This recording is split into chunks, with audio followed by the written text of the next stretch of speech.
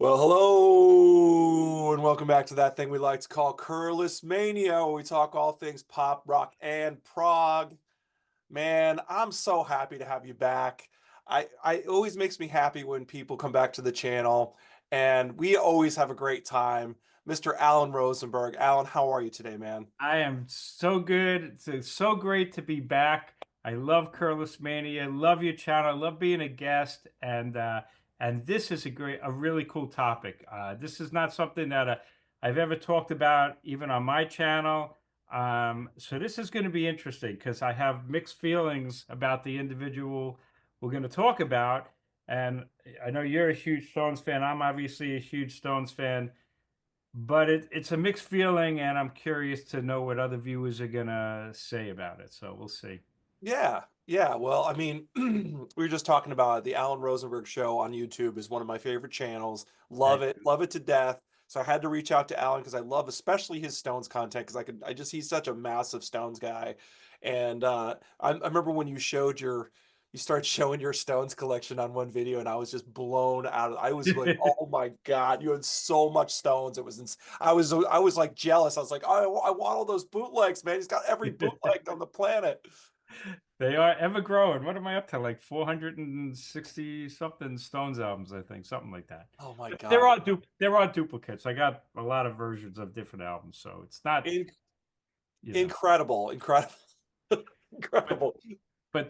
so we're gonna be talking about Brian Jones, which is interesting. First of all, I'm gonna tell you something. I share a birthday with Brian Jones. Oh, you do? Yeah, All he right. was born February 28th, and that's my birthday. But of course, I was born in 63. He was born in 42. So, Yeah. uh, Yeah. and that's the thing that's a little bit tough about when we talk about Brian Jones, because Brian Jones, well, obviously, so he passed away in July 3rd, 1969.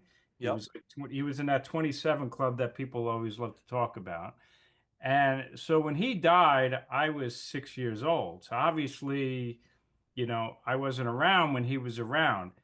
But yet, my exposure to the Stones was very young because my sister's 4 years older. So my first two Stones albums that I grew up with and became part of my DNA was in 1971. I was 8 years old.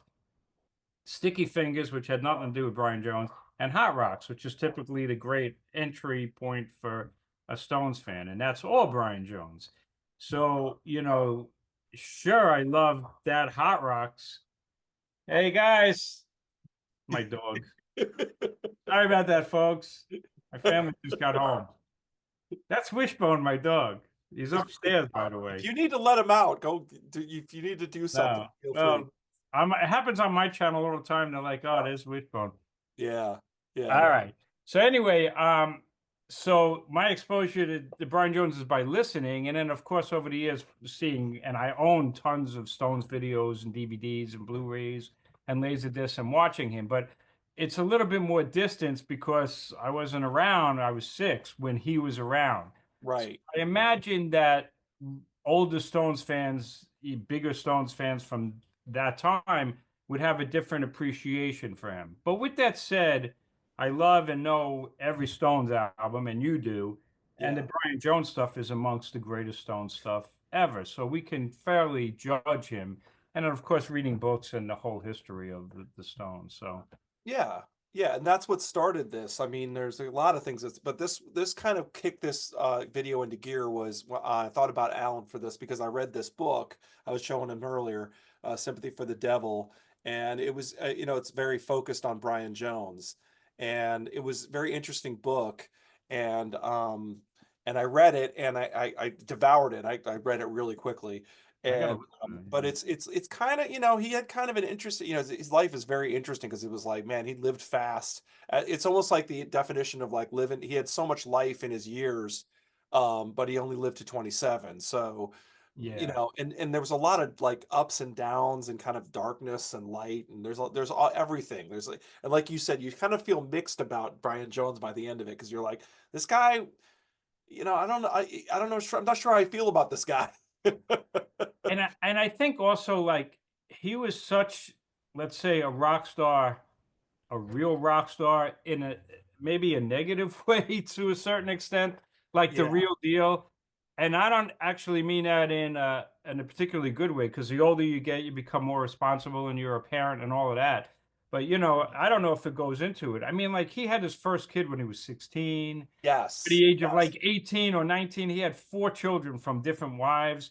The Yep. story is he had upwards of seven or eight children. Apparently, had nothing to do with like any of them. I remember one of his girlfriends, Pat Andrews, she exposed and she was like, "Oh, what a piece of garbage he was. He wouldn't give us any money." And this was when he was in the Stones. Wouldn't Right. give us any money. Never visited the kid.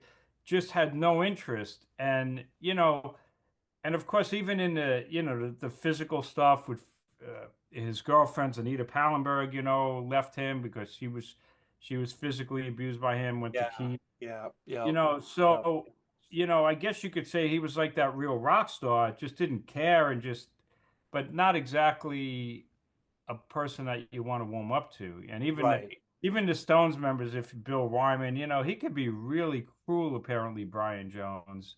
In fact, I Yeah. remember seeing a video, not that it was so cruel, but there's a video, they're all being interviewed on TV in the 60s. And Brian Jones is behind Bill Wyman and he's smoking a cigarette and he's putting the ashes like on top of Bill Wyman's head. Now, Yep. of course, like at the time, maybe that's a good goof, but you look at it and you're like, he's just being like nasty. So Yeah. he has that edge that he's just not a particularly likable person, and the band members will say that when you listen to them, they're like, yeah, he just was. I guess he was like the epitome of a rock star at that time, but not in the best way.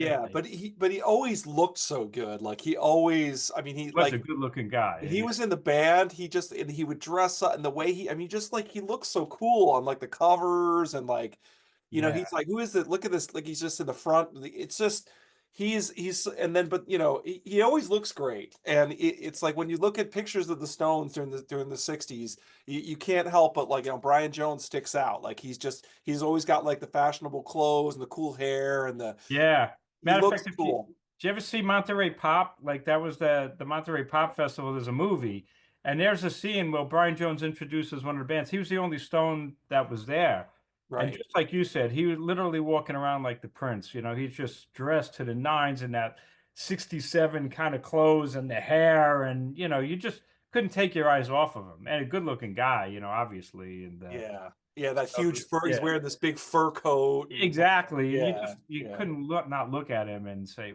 wow, who is that dude? Like, who is that dude? But Yeah, yeah. and of course he's the one really who kind of started the band, obviously. I guess like what's the story? Like in '62, Mick and Keith did the Little Boy Blue and the Blue Boys, and then Brian Jones and I think Charlie and Stu were playing in Alexis Corner's blues band. Yep. Mick and Keith saw the band.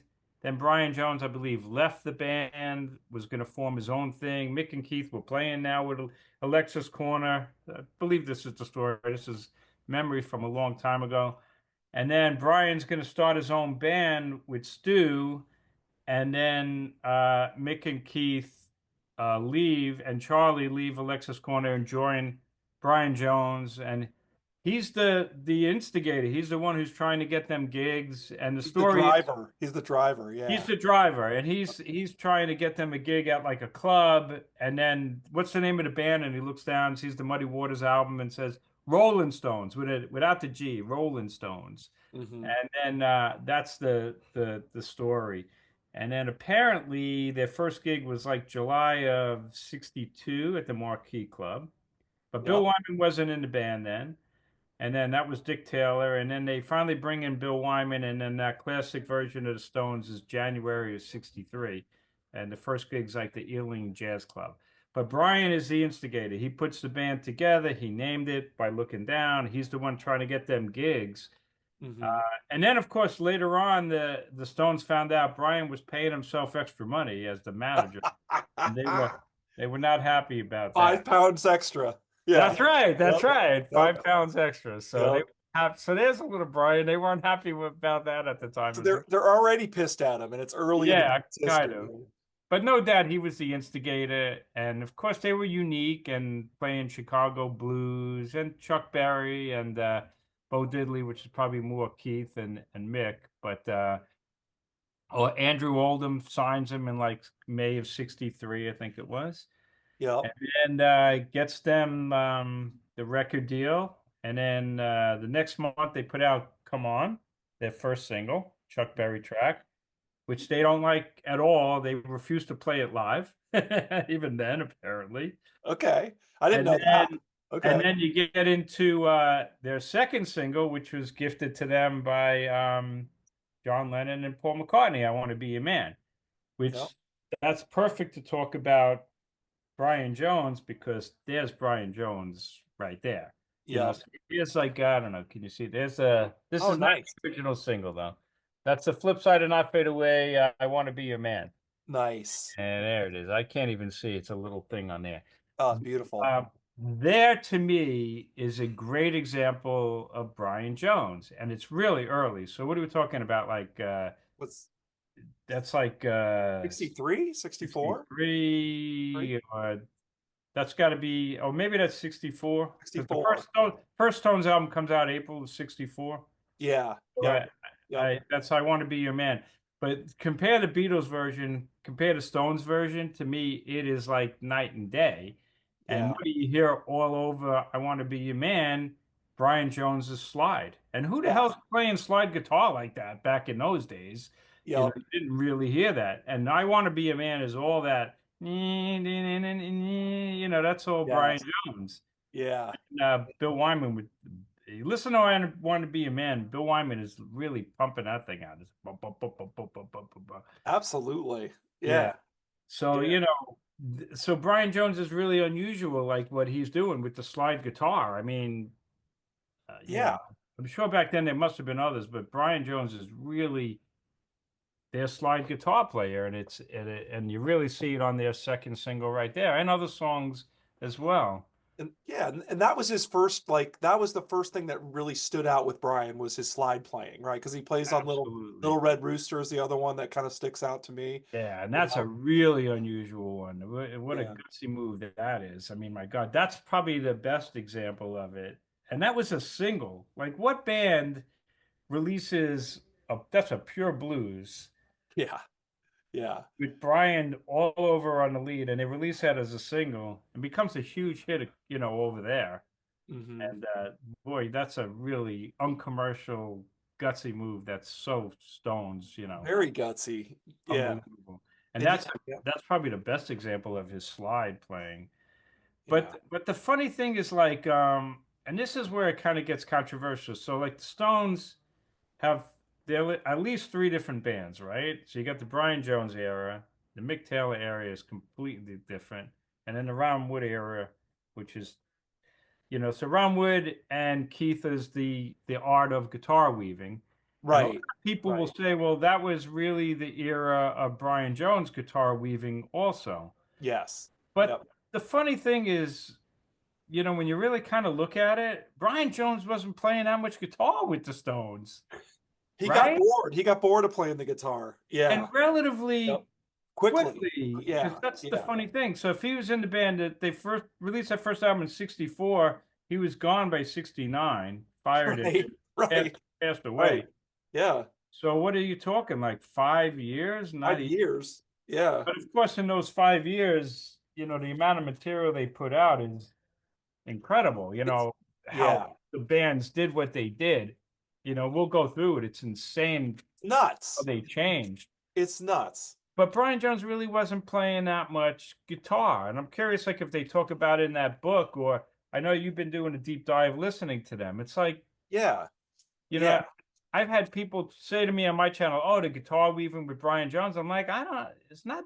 He he wasn't playing that much guitar. It's like all the time. Yeah. I mean, it was interesting. It's there at the beginning. It's like you're talking about. It's there at the very beginning with the, Yeah, the 64 record, the 65.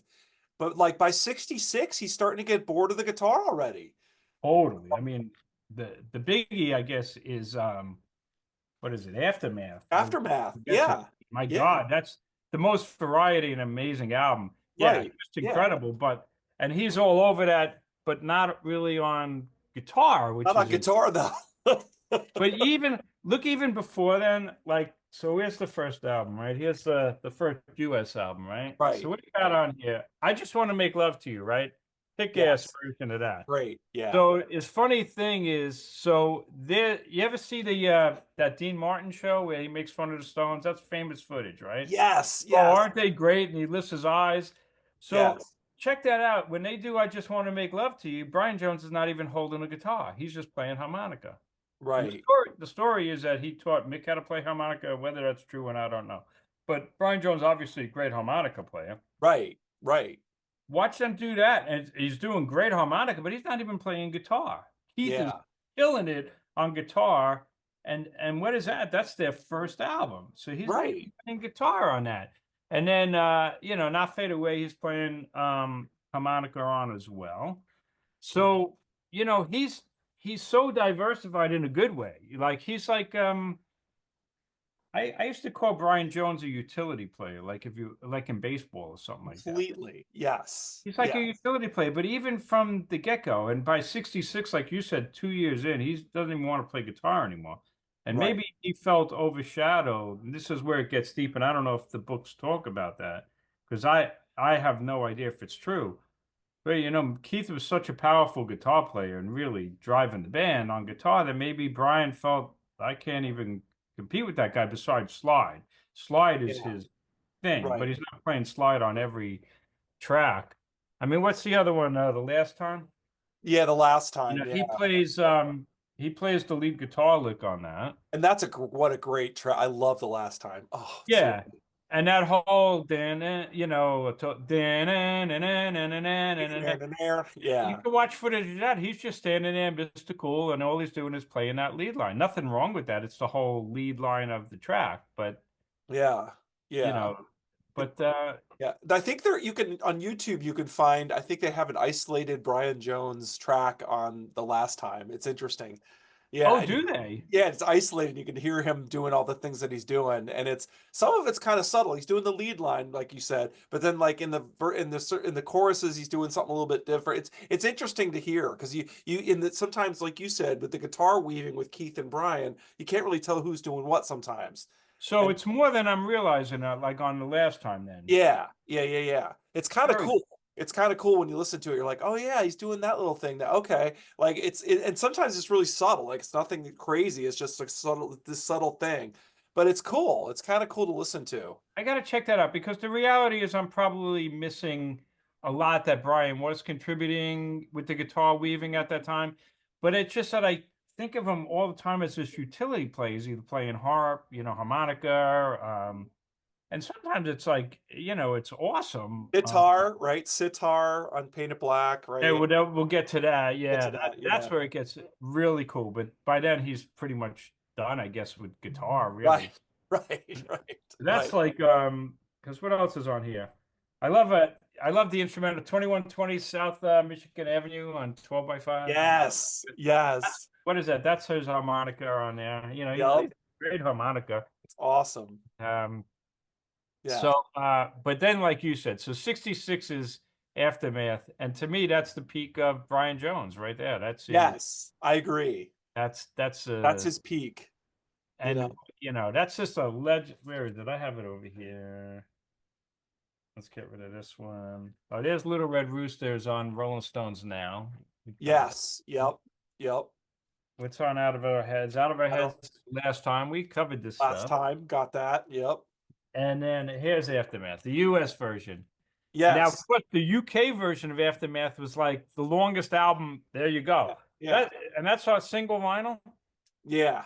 Yeah. Because what is that like? That album's almost an hour long. It's like 50 It something minutes. yes, it is. It's yeah, it's long. Yes. Now I don't have that on vinyl. Does it say? Could they? I have it on CD, the UK version, and stereo and mono, but not on vinyl. It sounds That's pretty a lot good. of Sounds music. pretty good. Yeah, Yeah. but I mean, to me, this is one of the peaks of the Stones, and Brian Jones is. Oh, this is Brian Jones's album, right? I mean, He's like all he over it. produced Yeah, it. he's all over it. Yeah. His fingerprints are all over. I mean, Painted Black. I mean, like you said, that what's your okay, side tangent. What's your people talk about these two versions. Which one would you prefer? So I grew up with this one.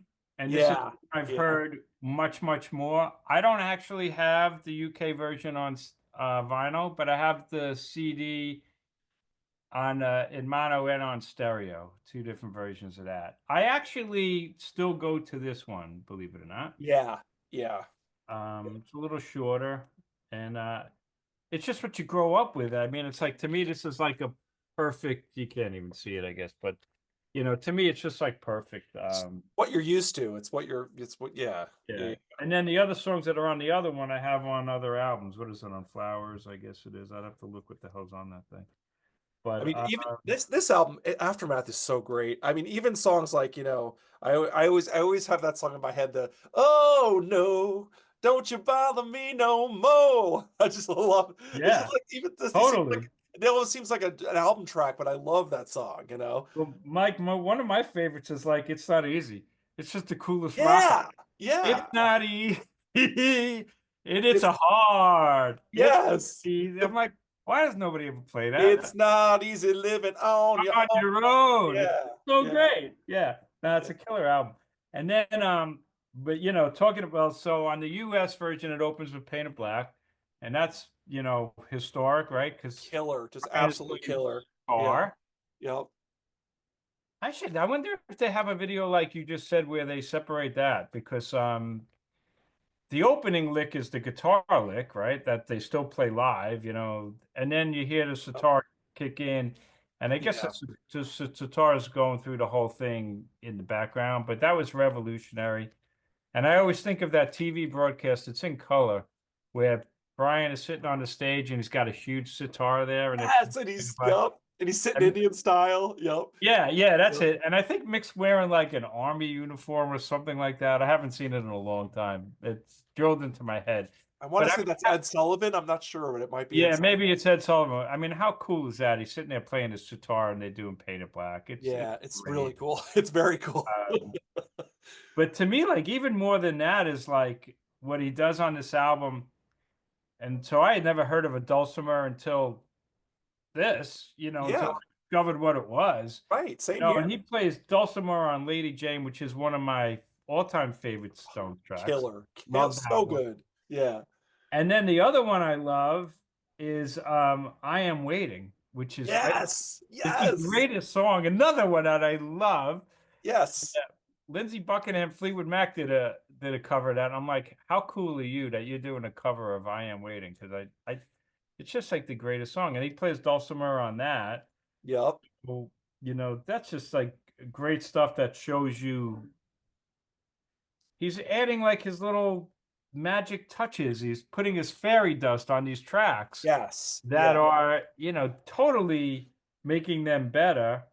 And perhaps I guess the best example on Aftermath is Under My Thumb. My God, and because Under My Thumb he does the marimba, and that's the Right. whole melody line. Da-na-na-na-na.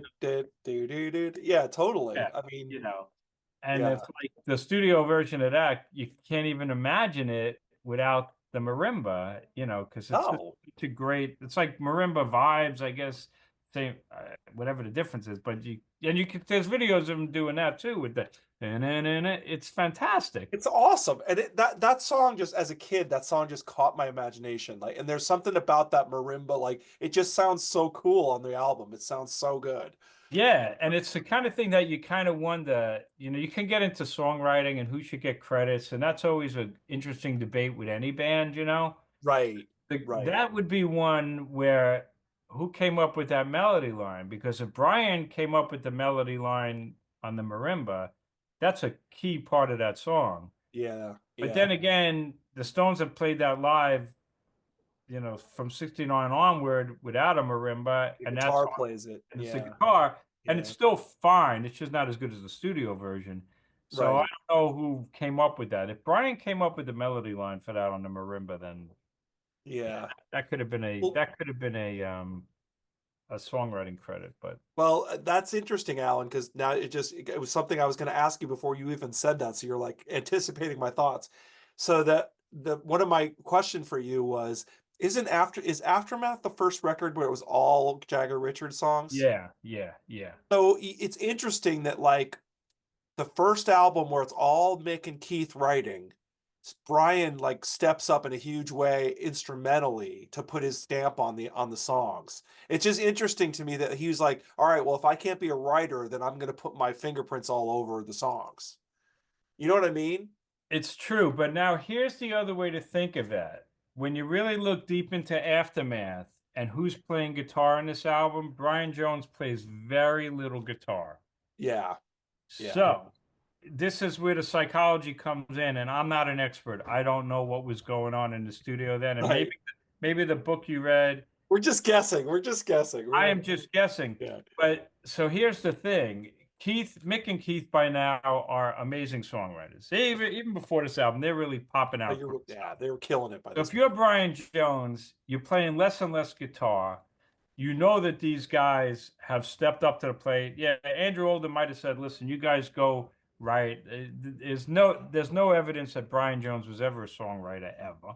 Right, So the question is now, if he wants to stay in the band and show his value, what is he going to do? He's playing less and less guitar. right. He has to step up, Yeah, or maybe not. Maybe he just stepped up, and so I don't really know what was going on. I'm not the expert, and it would be interesting to find out. But it certainly worked wonders on this album. Brian is yes. all over this. I mean, it's not on this version, it's on your version, the UK version, Out of Time, which is one of my favorite Stone songs of all time. Yeah, out of time. Yeah, yep. Out of Time's another one that also has that marimba on there and the vibes, and it's a really big part of the song. Yeah. The opening up of Out of Time is all that Brian Jones marimba vibes, Isn't completely. that baby, baby, baby, oh, Yeah, yeah. it's how to da-na-na-na-na, da-na. No, that's on the how the fuck does it go? Oh, no. Da da da. Da da da da da da da da da. Yes. Yep. Da, da, Yep. da, da, da. So I get Yep. confused because the version on Metamorphosis, they have that with like the orchestra and the strings doing that part. That's right. That's right. You're Yeah, that's the difference. absolutely yes. But the original version, that's the da da da. I can hear it in my head right now. Yeah. Yes. That's all marimba. It's the same Yes. thing as Under My Thumb, but a different melody line. Yep. Oh, who came up with that melody line? I don't know. If Brian Jones came up with that one, then that was, worthy of a songwriting. Yeah. And I mean, like you said, Mick and Keith are just like they're hitting it out of the park and writing right They now. really are. By Yeah, this it's point, by amazing. 66, it's like, holy crap, they're killing it. Yeah. And Yeah. then, so that's the debate, and I don't know what the answer is. Is he trying to hang on and be valuable to band by doing all these extra things and putting his magic fairy dust on these tracks to make them better because he's not playing guitar anymore, or Yeah. Who playing very knows? little guitar, and Keith's guitar playing by that time is pretty monstrous. I don't know what the answer is. And the reality is like some of these albums, like, so let's go to like Between the Buttons, right? Yeah. Oh, Yeah. we are. So you got the UK one? That's Decca. Look at you. Yeah. That's Yeah. awesome. So what's on here that sticks out immediately from Brian, obviously, is Ruby Tuesday. Of course. Yeah. Because Ruby Yep. Tuesday plays the recorder like we played in elementary school. Right. Right. You know? But But man, does it work? It works. and it's so amazing because he has Yeah. a counter melody that goes throughout Ruby Tuesday, which is on the recorder, which is fantastic. It's a really key part of the song, And Right. but I've heard like people. I had this one guy on my channel who watches my channel. He always gave me a hard time because he was like, the Stones are worthless without Brian Jones, and I'm like, give me a break, Oh, I don't believe that. Oh, Yeah, yeah. but I was like, you're just blinded by your love of Brian Jones, and Right. it's like, well, what about the recorder on Ruby Tuesday? I'm like, it's amazing, but I could say the same thing about Charlie Watts' drums on Ruby Tuesday because Charlie Yeah. Watts' Yeah. drums are crucial. He doesn't play, and then it does those tom things on, it's a Yes. crucial part of Yes. the song. Does that mean that Charlie Watts should get songwriting credit for Ruby Tuesday? Or is he doing his job as a great musician in the band to make the songs better? Exactly. Exactly. That's a debate. I don't. Most bands don't share songwriting credit. U2 is one of the few that they share it. And I think Yeah. it's wonderful they do that. Any band that does it, I think it's amazing, but it's rare. It's rare. It's just rare. Yeah. I mean, it happens, but it doesn't happen that often. No. I mean, Uh, I know you play, and I was a drummer back in the day, bar bands. But I yeah. taught myself how to play chords because wanted to write songs, and I started writing songs. And I probably wrote 80 songs, of which 5 or 6 are really, really good, and the rest kind of suck. But Hmm. when I presented them to the band and we used to play my 5 or 6 originals live, I even then I was like, I wasn't making any money, but it was like I wrote that song. You're making it better, but you're not the songwriters on that. So I Right. understand where this comes from. You, Yeah. you're Yeah. doing your job as musicians to make it better, and you might add licks, and that's great, but it doesn't make you the songwriter. I birthed that song. So, Yeah. you Yeah. know, so for people who've given me a hard time with Brian Jones saying he should get song, I don't know about that. All right. Well, what do you think of, here's another, just again, this is sort of off topic, but I'm just curious. What's your take on Between the Buttons? Because some I like people, it. I you like it? it's the quirkiest album. I It's always kind of cool. It's like it's almost like their Kinks album. It's kind of, you damn, you know? just read my mind. I know we've done Kinks videos. I Yeah. was just gonna say I was just about to say that's their Kinks album. Yeah. Certainly parts of it, like the Cool Calm Collected, something happened to me yesterday. I don't know. I love them, but it's not like what you think of as the Stones. Yeah. It's a Maybe a little bit of Bob Dylan in there too. Like a little bit Yeah, a little Bob like, Dylan in there. like, It's a fun record. I mean, and it's the U. I love the U.S. version much better than the U.K. version. yeah. Yeah. Cause yeah, I think the US version is better. Cause it's, And you need Let's Spend a Night Together on Ruby Tuesday on that. yeah. Yeah. Because I the love US She versions, Smiled US Sweet. versions would put the singles on it, right? That's what would happen, right? Yeah, I mean, without because I have the UK version too, and I'm like, where's Let's Spend a Night Together on Ruby Tuesday? I'm so used to Yeah. it. Yeah. But no, I really like it. Yesterday's Paper is a really cool track. You know what I always loved is She Smiled Sweetly. Yeah. Yes. Yes. That's a good one. That's I a good, wonder but who's that, I swear playing to God, that. go ahead. It's like the church organ in that, and I don't know who's playing it. I wonder if Brian's playing that. I don't actually know. I don't. Yeah.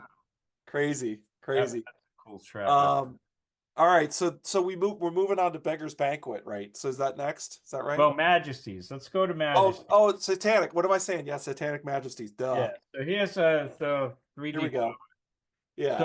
so here's another one, and this one's a little tough because like it's so experimental.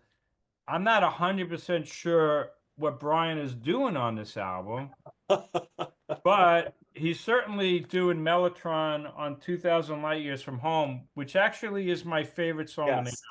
Yes. always Yeah. been my favorite song on the album. When I saw Steel Wheels tour and they played that live, I died and went to heaven. I'm like, I can't believe they're playing this. It That was was cool as hell. Because I saw that tour too, and it was awesome. Oh, do you remember that? Yeah.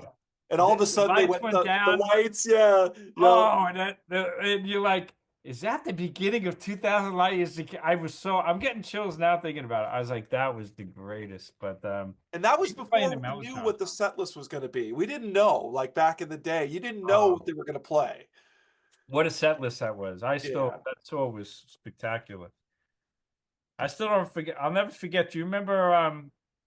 It may have been after 2000 Light Years from Home. I'd have to look it up again. The stage went dark, and then you heard the percussion of Sympathy for the Devil, and Yeah. Mick Jagger was on the top of the stage, and I saw them at Shea Stadium. No exaggeration.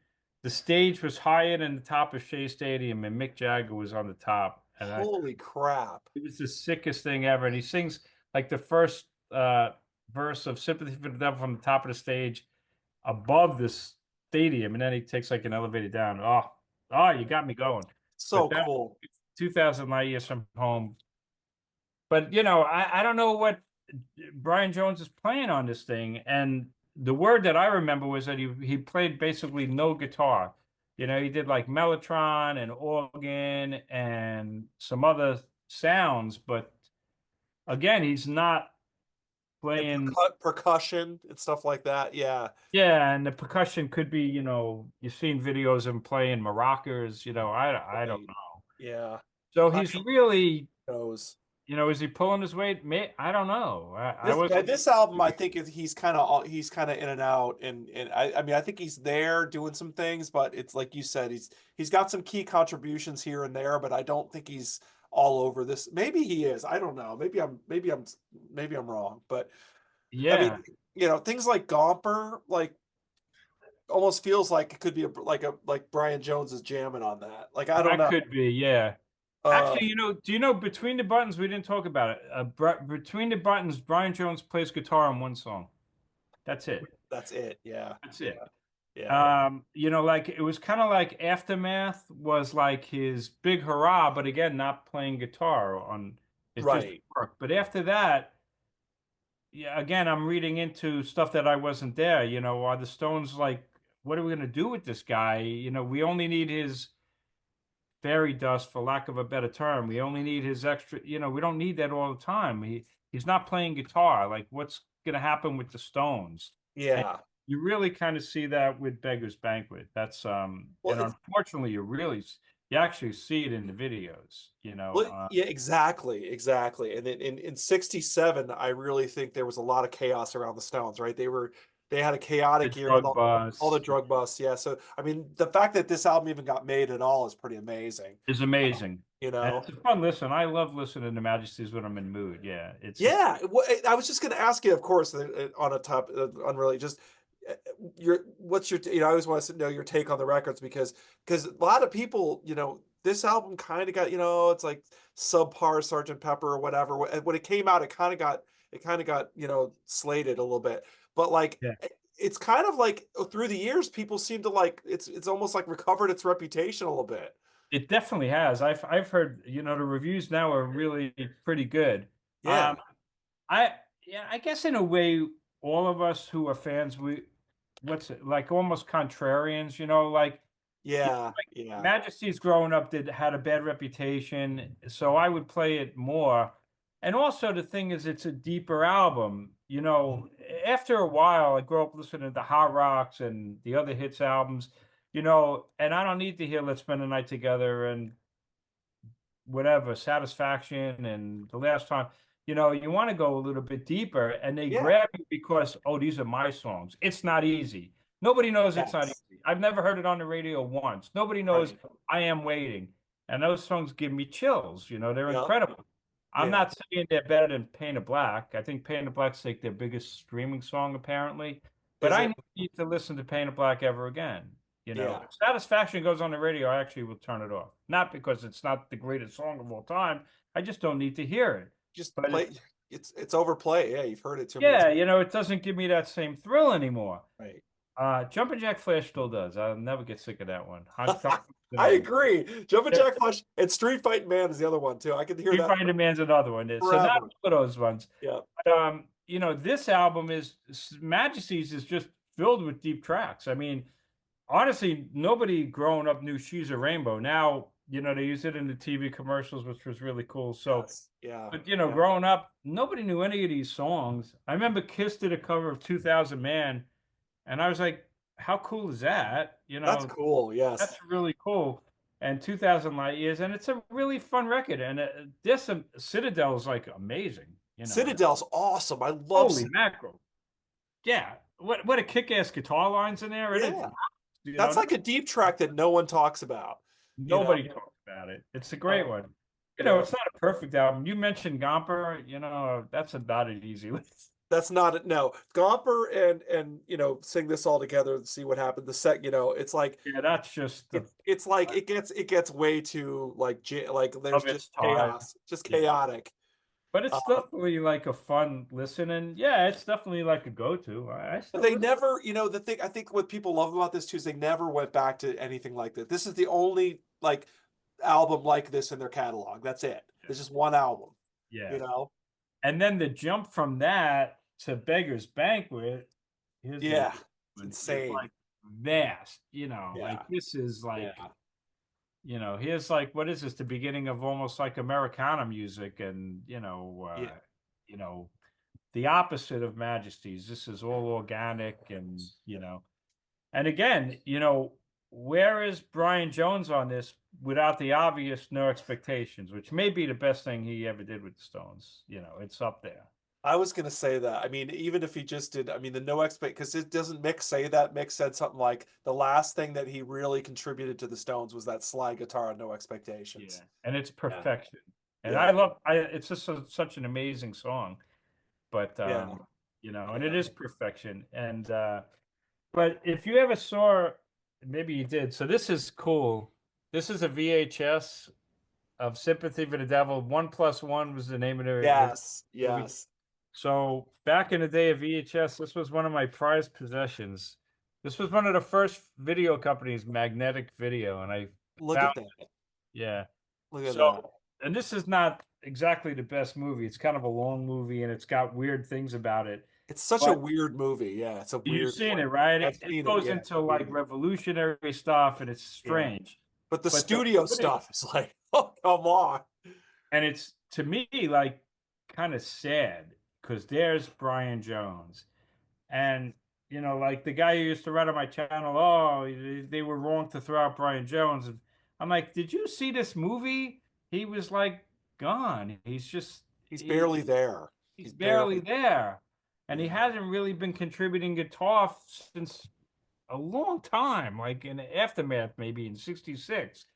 So, you know, when we started this video, like I have such mixed feelings about Brian Jones because it's true. He was crucial. He started the band. He was the leader initially, but he really stopped being that guitar player where they could, you know, him and Keith, you know, weave back and forth a long time ago. And then by this time, he's just a shell. You watch Yeah. him in the studio, and it's sad. It's Sad. depressing. Yeah. Yeah. And same thing really in the rock and roll circus. You know, Yep. Yep. he's a shell, except for No Expectations. He pulls it off on there. Yeah. Even I think I'd have to look again. I mean, he is it Sympathy for the Devil on there? He's just playing maracas. It's just like And he looks terrible at the Rock and Roll Circus. He looks pretty bad, yeah, you yeah, know. and lost. He's kind of Yeah. a lost soul, and it's really, really sad.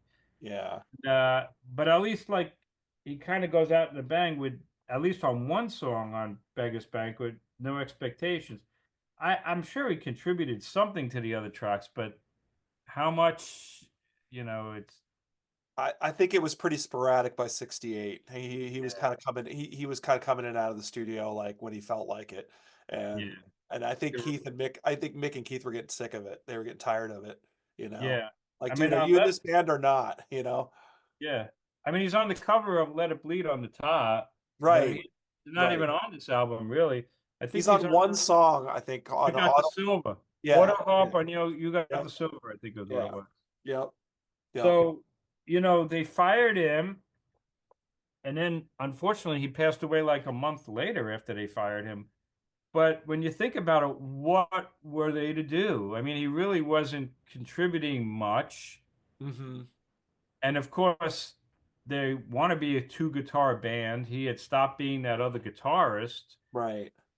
And of course, if they're going to tour, they need a guy who could play, you know, as a Yeah. guitarist. And then they bring in the best, in my opinion, Yeah. which is Oh God. I mean, Taylor. yeah, absolutely. I You know, mean, and they completely changed their style. And the Mick Taylor stuff, I hate to categorize it. That's still my favorite. But it's mine too. I mean, it's when yeah, Mick Taylor was in the band, there was like it just got elevated. Everything got elevated. I thought You so. know, That's I the feel stuff that I really grew up with because Sticky Fingers, like I said, and Hot Rocks, but Sticky Fingers, Go Ted Soup was the first Stones album I bought when it came out in '73. I was 10. right. And even like It's Only Rock and Roll, which people trash, not to me. I loved that album and loved it when it came out. So Hmm. those Mick Taylor years and get your eyes out, you know, how could they have performed live with Brian Jones? I mean, yeah, could you picture it? Listen to Go I Your Eyes Out with Mick Taylor. What would they have done? It would have been like rock and roll circus. It would have been one Yeah. guitar player. I think they were realizing that he was becoming a liability. Yeah. He was too far into drugs. He was having problems with drugs.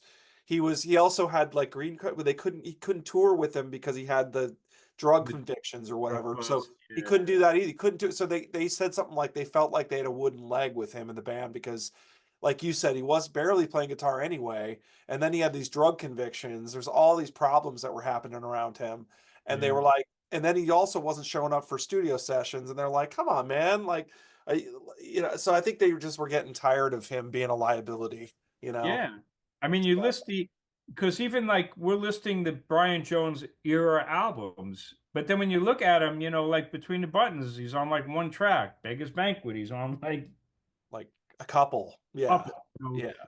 Yeah. He's really not pulling his weight, except on occasion he puts like this magic dust that's Right. Right. amazing and really lifts a song up. But and you really see it on Aftermath. But other than that, it's like one or two tracks on an album, and after a while, is he really pulling his weight? So Yeah. it's a tough one, and that's why when before we started the video, I'm like, I have such mixed feelings about the guy. Yeah. I think we explained why. It's a sad story, but at the same time, it wasn't just drugs because he gave up the guitar really early, and the Yeah. why is a question. Yeah. And of course, we didn't mention the whole pure personal thing with Anita and Keith. And I mean, like Keith basically stole Anita and like, so there was like personal stuff going on too. Like, Yeah, um, but then the other story is like Keith rescued her because I think Brian Jones, he was they were abusive. Like you physical. said, he was abusive. Yeah. Yeah, and of course Anita Pallenberg's probably not the most gentle woman, let's say. But I think the story was I think he broke his hand, punched her or something, and Yeah. Yeah. supposedly rescued her. Obviously, I don't know. This is all stories that we read. Read about. I Yeah. wasn't there, but Yeah. it's definitely easy to believe, Yeah. based on the other evidence about him.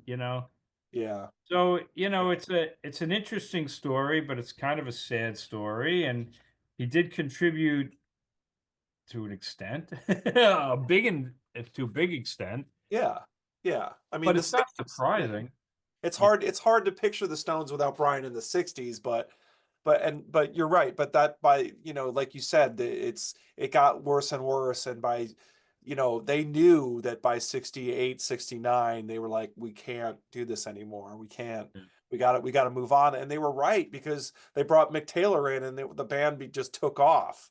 I mean, I think the first thing they did with Mick Taylor is Honky Tonk Women, Yeah, which is just insane. So good, exactly, you exactly. know, and, And would that have been like that with Brian Jones? I don't think so. I don't think so. No. And like you said, get your yayas out is like proof. I mean, it's like you listen to that record, Mick Taylor's killing it on that album. It's incredible. I mean, Yeah. for me, and this is a whole other video, and I'm not, they wouldn't have lasted. They needed Ron Wood to keep the band together, and Ronnie does great with the guitar weaving and stuff like that. But for somebody like me, and we could talk about Mick Taylor maybe another video. I miss Yeah. those Yeah, we'll days. do a Mick Taylor video. We'll do a Mick We Taylor. should do one because Yeah. I've never recovered from it. The funny thing is I'm a drummer, but nothing gets me off more than a good lyrical lead guitarist in any band. Yeah. And Yeah. the Stones have never had one since Mick Taylor. With all due respect to Ronnie Wood, he's been with the band for 75, 50 years, whatever it is. Yeah. I could Yeah. count on three fingers really good lyrical lead guitar work that Ronnie Wood's come up with in 50 years. Right. That's a Right. crucial part of the song. I'm not Yeah. saying you can't play guitar, but Yeah. you think of Mick Taylor, you could pick every album and almost every song, and the lyrical guitar takes the song off. Whether it's every Yes. song on Sticky, Sway or Sticky Fingers. Yeah. Can't It's You like, Hear Me Knocking, all yeah. of them. And Can't You Hear Me Knocking is just out. I mean, we got to do another video on Mick Taylor because we it, do, we do. we'll just be gushing for like 45 minutes, but like it's okay But it's because amazing. Even like a Goat's Head Soup Winter, you think of Winter, one yeah. of my favorites, is a beautiful ballad, and it is. But what's going on in it is these incredible lyrical guitar leads that are just lifting the song up. Yeah. And the Stones haven't had that since. And I miss that dreadfully. Yeah. But Yeah. they didn't really have that with Brian Jones either. That was all Mick Taylor. Right. Yeah. No, I agree. I agree. And you put it perfectly. The lyrical guitar leads. That's just the Yeah. perfect. description. But yeah, Yeah. so there you go. I mean, So there you I, go. So that's I, the mixed feelings of Brian, a sad loss, crucial to the band. He formed it and for those initial years and added great stuff to the songs we talked about. But then again, like how many songs did we just talk about? Maybe 15, 16, 17 songs yeah, that he's really crucial in. super crucial. Yeah. And then at that, did you remember Hot Rocks? The original Hot Rocks, I have it down there. I have it somewhere. The original Hot Rocks came with, do I have it here? I hope so. I guess I don't have it anymore. The original Hot Rocks came with like a thing in there. And Hmm. it was like, I think it was 211 reasons why the Rolling Stones are the greatest band of all time. And the Oh, 211 reasons was the 211 songs that were from the Stones' first album till, I guess, Let It Bleed, I guess, because it Let was. It Bleed. Yeah. Right. Yeah. So you think about 211 songs, and we talked about 15, 16, 17 songs, where Brian really crucially added something to it. Yeah. I don't know what I'm trying to say, but No, I know what you mean. I know what you mean. It's the Abco. It's all the Abco years, right? From that's what they beginning, yeah, whatever. yeah, First yeah. one to Let It Bleed. I keep Um, I keep thinking about that guy who used to attack me on my channel saying, "You don't know what you're talking about. Brian Jones was everything." And I'm like, he wasn't everything. he was, like you said, it's mixed feeling because he was crucial to the band and he did make some huge contributions in the 60s. There's no doubt. But they couldn't continue without him. So it was just like, or Absolutely. with they couldn't continue with him. So it's just, and he was sort of a troublemaker a little bit. He was a little bit of a, like, I don't know how to describe it. He was, his personality was just all over the place. He was really into drugs. He was, it's just a lot of things going on with him. Uh, Yeah. yeah, I actually think, and I actually read this. I mean, you just read that book, right? Did you yeah, finish it? yeah. I mean, Yeah. I wonder if they went into it like, he clearly had some psychological issues, and maybe part of it was insecurity, and Yes. and maybe he was insecure with his guitar abilities compared to Keith Richards, so he was doing these other instruments, but eventually that runs its steam as well. I don't know if Yeah. that was part of it. Yeah, no, that's definitely part of it. They talk about his insecurities and they talk about how, like, again, like you said, he started the band. He was the leader of the band originally, and then that really messed him up when Mick and Keith kind of took over and became the Yeah. songwriters. That kind of screwed him up a little bit because he was like, "Oh my God, I'm not the leader anymore," and I'm becoming more of a side member, and that was pissing him off, and so there was just a lot going on with him. Yeah. And that's That's why he was doing more drugs because he was trying to numb the pain of like all this stuff going on. So Yeah. And then yeah, all those drug busts, they were really after him, the police and whoever, and that had to be terrible. that messed him up too. Yeah, that kind of messed him up I too. can't even talk about paranoia from that. So, Yeah. So yeah, so I mean, I don't know. It's complicated, but I think we talked through it, and what do you guys think? I mean, let us know below. What do you guys think of Brian Jones? I mean, you were talking about one of your commenters. Comment on this one. What do you guys think? Some people might say, yeah, Brian Jones was. I'm not mixed feelings at all. I think he was an amazing member, and like the Stones were never the same without him. I mean, some people might feel that way about it. yeah, Um, but who knows? We want to know. We want to know what you guys think. yeah. We've been talking like crazy because we're just like going and we, All over the talk place. all Yeah. night. Yeah, We I'm can talk. curious to know what people say because it's kind of strange, but in today's world, he's kind of forgotten in a way if you really think about it. I don't never really hear anybody talk about Brian Jones. And when you mentioned the video, I'm like, God damn, that's a great idea because nobody really talks about him. Yeah, yeah, and he was a crucial member of the Rolling Stones. There's no doubt. I mean, he's a math, like you said. He used the word you use the word crucial a lot, and it's true. He was a crucial member. So it's just good to talk about him because he died so young, but he still made a big imprint on the Stones in his short time. That's for So sure. it's Definitely. good worth talking about him. So, There we um, go. but yeah, but Alan, thank you, man. Thank you so much for coming. Tom, thanks for having me. Always a blast. Always a blast. So we'll have to do Yeah. Mick Taylor one day. Yeah, we seriously, that'll be our next one. We're gonna do Mick Taylor next. And then Yeah. we'll do Ron Wood. That'll take forever. But That'll take forever, but yeah, but Yeah, But yeah, no, I think we'll do Mick Taylor next. That's a good idea. We could talk about all the records and his yeah. contribution. Let's do it. You can see Um, how excited I get already, so I love Big Taylor. oh yeah, it'd be awesome. That'd be awesome. Yeah. So that's it, people. That's all. That's what we got for tonight. Hope you enjoyed it. If you stayed with us this long, you must be a big Stones fan. So good on you. And go listen to these records. Go listen to some Brian Jones era Stones, and crank it up. And we will. Thanks again, Alan. We'll see you next time on Curlis. Hey, thanks, Tom. I really appreciate it, man. I'll See you see you guys. around. Take care. Uh,